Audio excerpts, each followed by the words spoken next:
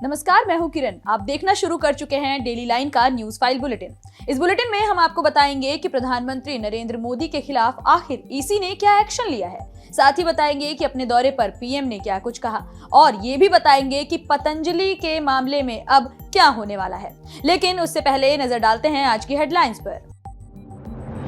Kotak Mahindra bank के खिलाफ RBI ने की बड़ी कार्रवाई। नए ग्राहक जोड़ने पर लगाई रोक, नए क्रेडिट कार्ड्स जारी किए जाने पर रोक लगाने का भी फैसला।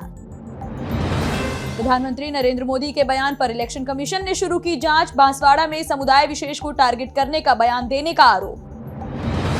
दिल्ली शराब घोटाला मामले में सिसोदिया को बड़ा झटका, कोर्ट ने 7 मई तक बढ़ाई न्यायिक हिरासत। पतंजलि ने अखबारों में एक और माफीनामा छपवाया। आईएमए ने पतंजलि के 2022 के विज्ञापन में एलोपैथी पर गलतफहमी फैलाने का लगाया था आरोप। छत्तीसगढ़ के अंबिकापुर में पीएम नरेंद्र मोदी ने चुनावी रैली को किया संबोधित। विरासत पर टैक्स लगाने वाले सैम पित्रोदा के बयान का भी किया जिक्र। रुक करेंगे पहली खबर का। लोकसभा चुनाव 2024 के दूसरे चरण के प्रचार का दौर थम गया है। 26 अप्रैल को 13 राज्यों की 88 लोकसभा सीटों पर वोट डाले जाएंगे। आचार संहिता लगने के बाद से ही राजनीतिक दलों के प्रत्याशियों की सूचना सामने आने के बाद से ही सभी पार्टियां जमकर पूरे देश में प्रचार कर रही थीं। भाजपा, कांग्रेस के साथ ही निर्दलीय और सभी दलों के प्रत्याशी जमकर प्रचार करने में जुटे हुए हैं। मुख्य निर्वाचन अधिकारी प्रवीण गुप्ता ने बताया कि मतदान की समाप्ति के लिए तय किए गए समय के साथ 48 घंटे की समय अवधि को साइलेंस पीरियड घोषित किया गया है।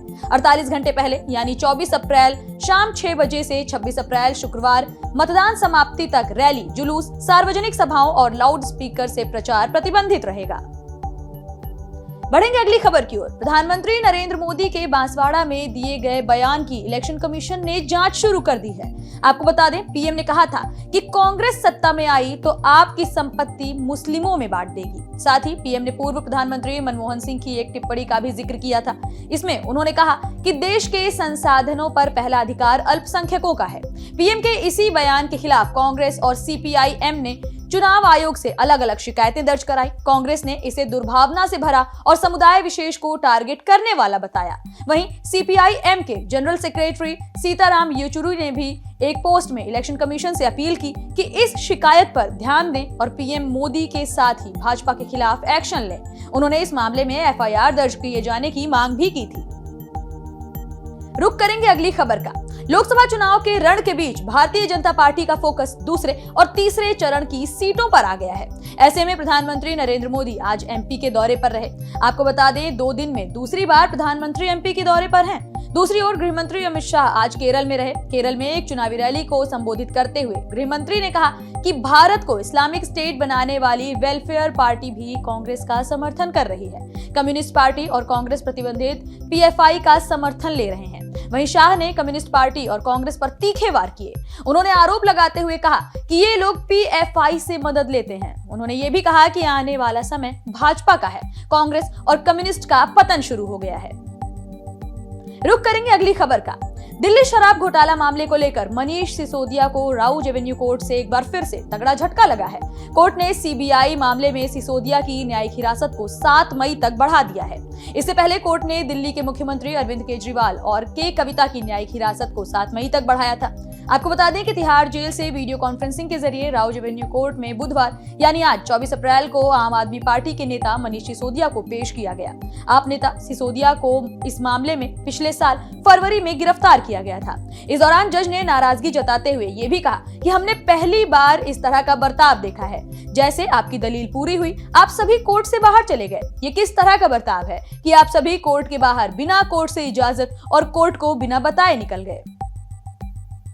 रुक करेंगे अगली खबर का, जो कि पतंजलि से जुड़ी हुई है। पतंजलि ने अखबारों में एक और माफीनामा छपवाया है। बाबा रामदेव और बालकृष्ण ने इसमें बिना शर्त कोर्ट से माफी मांगी है। इंडियन मेडिकल एसोसिएशन यानी आईएमए ने पतंजलि के 2022 के एक विज्ञापन में एलोपैथी पर गलतफहमी फैलाने का आरोप लगाया था। मामला सुप्रीम कोर्ट में चल रहा है। पतंजलि ने बुधवार को छपवाए माफीनामे में लिखा कि हमसे विज्ञापनों को प्रकाशित करने में हुई गलती के लिए ईमानदारी से बिना शर्त पूर्वक माफी मांगते हैं। ऐसी गलती दोबारा नहीं होगी। आपको याद दिला दें, 22 अप्रैल को भी पतंजलि ने 67 अखबारों में माफीनामा छपवाया और भविष्य में ऐसी गलती न दोहराने की बात कही। पतंजलि ने 23 अप्रैल को सुप्रीम कोर्ट में जस्टिस हिमा कोहली और जस्टिस अमानतुल्ला की बेंच को इसकी जानकारी दी। जस्टिस कोहली ने कहा कि जब आप कोई विज्ञापन प्रकाशित करते हैं तो इसका मतलब ये नहीं कि हम उसे माइक्रोस्कोप से देखें, सिर्फ पन्ने पर ना हो, पढ़ा भी जाना चाहिए। पतंजलि, बाबा रामदेव और बालकृष्ण अगले 2 दिन में ऑन रिकॉर्ड माफीनामा जारी करें, जिसमें लिखा हो कि उनसे गलती हुई है। आपको बता दें, अब इस मामले की अगली सुनवाई 30 अप्रैल को होने वाली है। बढ़ेंगे अगली खबर की ओर। छत्तीसगढ़ के अंबिकापुर में पीएम नरेंद्र मोदी ने चुनावी रैली को संबोधित किया। इस दौरान उन्होंने विरासत पर टैक्स लगाने वाले सैम पित्रोदा के बयान का जिक्र किया। पीएम ने कहा कि कांग्रेस विरासत पर भी टैक्स लगाएगी। चुनावी सभा को संबोधित करते हुए प्रधानमंत्री नरेंद्र मोदी ने कहा कि वो माता पिता से मिलने वाली विरासत पर टैक्स लगाने वाले हैं। आप जो अपनी मेहनत से संपत्ति जुटाते हैं वो अब आपके बच्चों को नहीं मिलेगी, वो भी कांग्रेस का पंजा आपसे छीन लेगा। वहीं पीएम ने कहा कि कांग्रेस का मंत्र है जिंदगी के साथ भी, जिंदगी के बाद भी। जिन लोगों ने पूरी कांग्रेस पार्टी पैतृक संपत्ति मानकर अपने बच्चों को दे दी, वो नहीं चाहते कि सामान्य भारतीय अपने बच्चों को दें। वहीं सैम पित्रोदा का कहना है कि विरासत टैक्स पर दिए गए उनके बयान को तोड़ मरोड़ कर पेश किया गया है। दूसरी ओर मल्लिकार्जुन खड़गे का कहना है कि देश में एक संविधान है, हमारी ऐसी कोई मंशा नहीं है। पीएम सिर्फ वोट की खातिर ये सारे खेल खेल रहे हैं। फिलहाल इस बुलेटिन में इतना ही। देश दुनिया से जुड़ी तमाम खबरों से अपडेटेड रहने के लिए बने रहिए डेली लाइन के साथ। वीडियो को लाइक करना, शेयर करना और चैनल को सब्सक्राइब करना बिल्कुल ना भूलें।